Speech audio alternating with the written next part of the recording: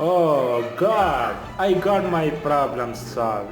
So I'm very happy, save my money, save my time.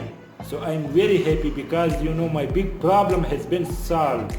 So please guys, you also try this method. I hope it will be working for you.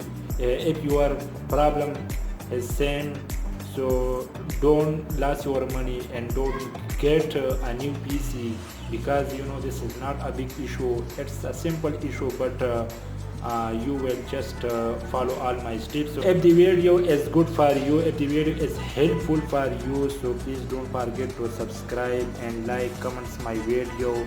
And if you have any problem, laptop problem or computer problem, so ask me in the comment section box. So if the video is helpful for you, subscribe the channel. So good luck and thanks for watching.